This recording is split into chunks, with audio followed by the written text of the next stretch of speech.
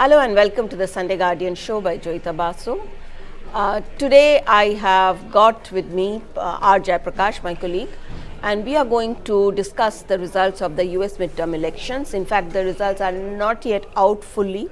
The counting, considering we have seen how messy the US counting process can be compared to what it is in India. So it's a pretty bad shock for us, I would say, that it takes over 48 hours over after the votes started being counted and they are still not certain about which way it is headed. But we have got a broad idea about what has happened. The midterms, the Congress was up for grabs in terms of the House was the House is the lower house and the Senate is the upper house. It seems that the Republicans are heading towards a slim majority in the House and it will come under control. The Senate is a toss-up. It is not yet decided. I think one particular state may have to again go for re-election. Now the thing is, you see, this is interesting in the sense that they were expecting the Republicans to come in with a huge force. They were expecting a red wave, but that did not happen. Yeah, JP, you want to? Well, yes, these elections, especially what the casting of votes happened on Tuesday, and we are on Friday, and still no results. Reminiscence of what happened during the main elections, and the counting which spilled over to more than 36 hours last time, and finally Biden was declared. Where do we go from here? What these trends indicate? What are your takes on this, Joyeeta? Okay, when we are talking about 36 hours, let's not forget when the election that happened between Al Gore and George Bush, that I think continued for months. I mean, they went into chats and God knows what. So I think the US, when it comes to their electoral process, it is really slow. It's messy because different states have different electoral laws. So that way, I would say the way our election commission conducts elections, I mean, the US definitely can take a lesson from the way we run our democratic process. Now, having said that, you see, when we are talking about what happened exactly, you see, the main issue in this time in the elections was inflation. I think it was at a 40-year high. So it was something basically a Republican election to lose. So what they did, I mean, people were unhappy, and if you look at the way things have been going, the US elections, they go. What we have seen all through is that the incumbent president generally and his party generally performs pretty badly in the midterms because the US voters do not always want the president and his party to get kind of a sweeping charge of the country. Take the job for granted. Yeah, they can't do that. So midterms, they generally kind of apply a break, and what happens after that is that the president and his party, they have to be more bipartisan, they have to reach out across the fence and they have to work together.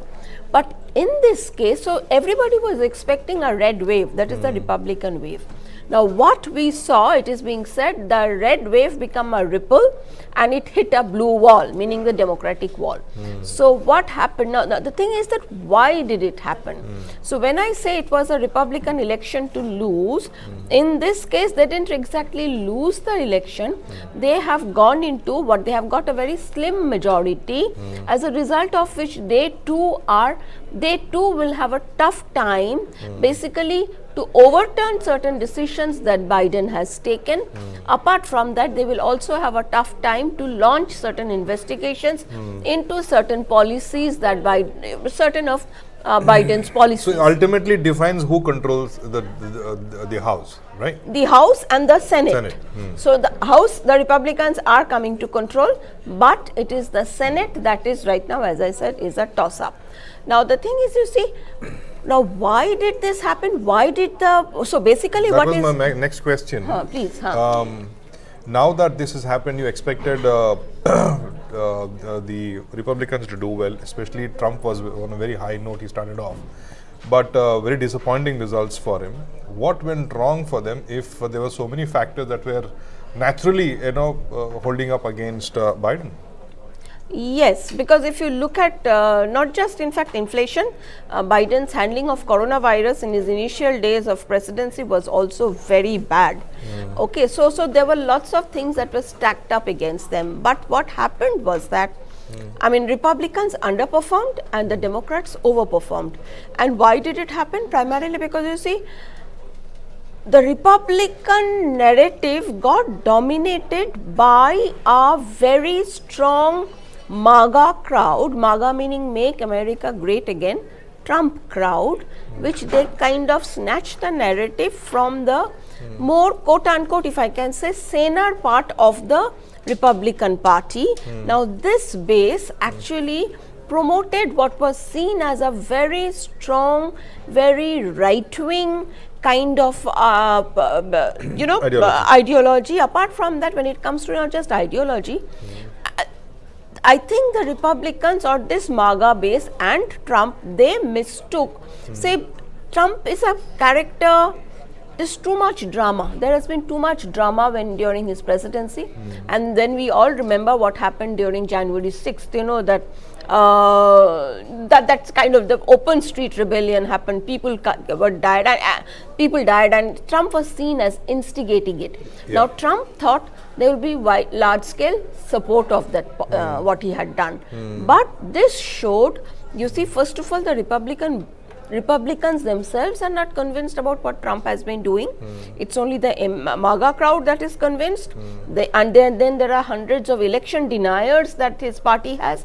He had put them up in several places. So, you know, people who said that the 2020 elections were stolen. So, these people were also trying to kind of face, I mean, they were hoping to grab certain positions where they could decide the way election and vote counting could be done. But these election deniers also lost, because what happened in this case is the Democrats had a very strong showing, because they were so worried that these extremists will be hijacking politics and policy, that they showed up in huge numbers. Then what happened was that Republicans also, to a large extent, you know, what ultimately the core voters will vote for their respective parties. Yeah. It is the swing votes. The swing votes. Now these swing votes, they had a problem, a lot of them, especially the women, they had a problem with that Roe versus Wade judgment that, you know, that was overturned, as a result of which abortion was banned. Now this is the big issue. Yes, you want to... So, here we have two candidates.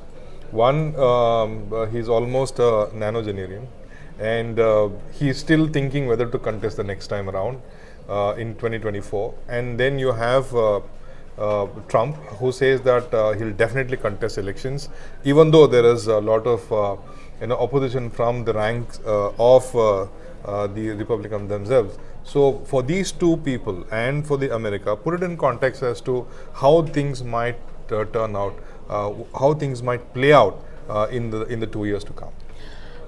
You see, if the Republicans are being seen as they have always been right, and right, quote unquote right, and hard right also.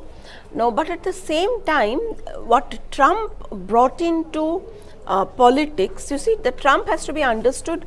Trump has not abandoned what the Republicans were talking about. Their issues have been in terms of abortion and everything. Those are Republican issues. At the same time, you see, Trump got Supreme Court judges in the Supreme Court who were kind of instrumental in giving this judgment against, banning abortion and all. But obviously, this is 2022. So there is a very strong section which thinks that these are very, very retrogressive. These are very regressive judgments. Now, but at the same time, you see, when you are looking at the figure of Trump also, apart from being seen as a man who was here to clean up politics, I don't know how far he was doing it or not, but he also brought in a lot of indecency in politics. So you see, and that I think is a problem with a lot of voters, even Republican voters. It's a problem with the Republican voters to have this kind of a man who actually kind of comes across as so brash, so brazen, always playing to the gallery, who does not have the gravitas, it seems, to be the president of the US.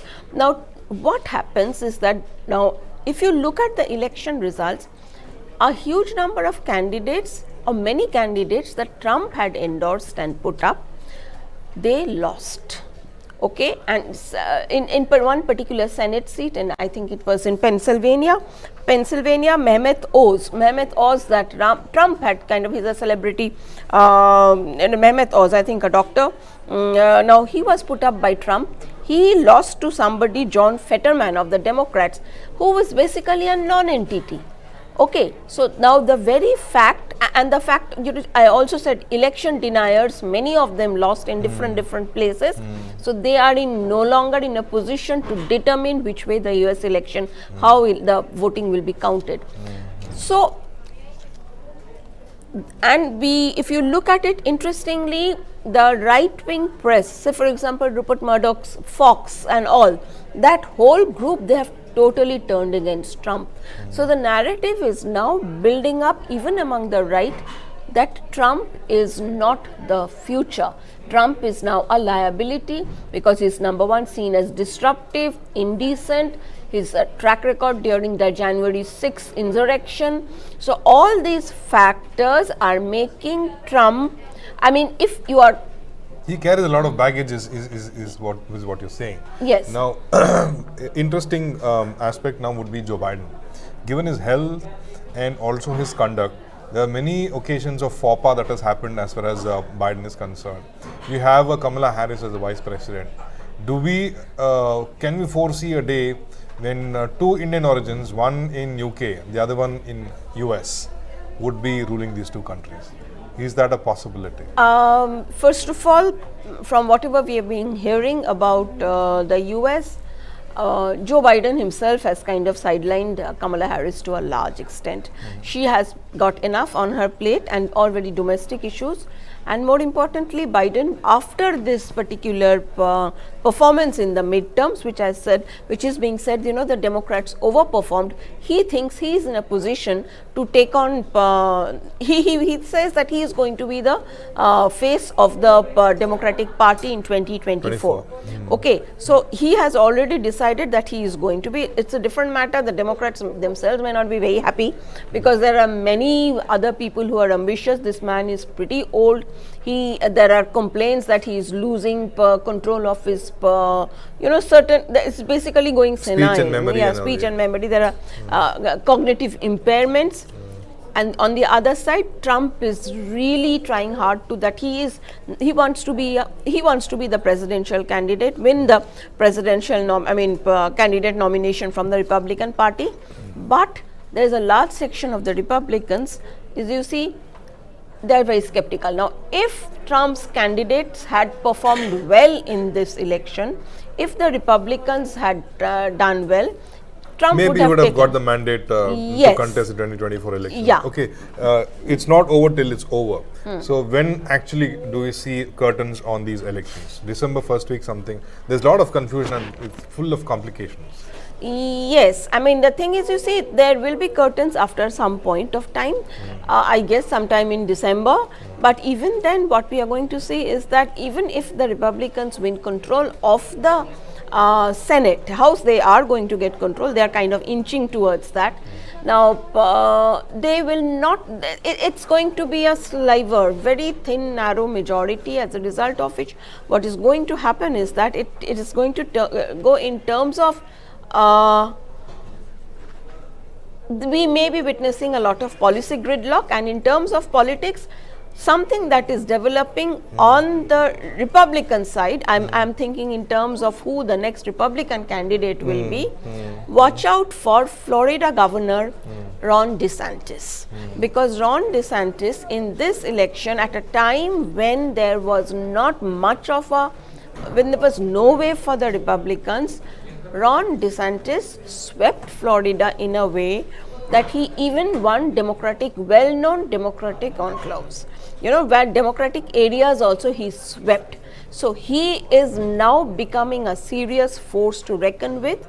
He initially had Trump's backing once upon a time, but now Trump is going around saying that he is going to expose Ron DeSantis if he contests in if he runs for the Republican nomination. But at the same time, you see what has happened is that when he is the only one right now who can perhaps hold the Republicans together. In fact, I was reading at one particular place that Ron DeSantis is Donald Trump minus the indecency and the bragging part and all. Very interesting. Okay, so I think that is one race that we are going to definitely look out for. As for the rest of the world, yes, you want to say anything, JP? I think that was a broader understanding of these most complicated elections, which have taken the Twitter in India, especially by storm, wherein there are memes after memes coming on these elections. The democratic country, which uses its money and muscle power to restore democracy in many of the countries by entering into conflict zone, they themselves are in conflict right now. This is the kind of paradox and memes that we are witnessing on Twitter. Yes, we are. And what we have to now watch out for is that, you see, now they are, if it is a kind of a 50-50 situation in the US House and the Senate, what happens, which way, what sort of help do they offer to Ukraine, because the Republicans are very unhappy with certain policies of Biden when it comes to war and all, and especially in terms of feeding the Ukrainian war machine right now. So this is, if this pushes, because there is already a lot of unhappiness inside the US government right now and inside Democratic Party as well, in terms of unending supply of money and weapons to Ukrainian side. A letter was even written by Pramila Jayapal and company. They were progressives. They had started protesting it. They withdrew that letter, saying that that was sent out wrongly. So you see, so when you are looking at that side, we have to see whether bringing in the Republicans having more say in policy, will that push the American government also to push Ukraine towards kind of a dialogue with Russia. So I hope we have been able to kind of explain what is going on. Thank you for watching. Until the next time.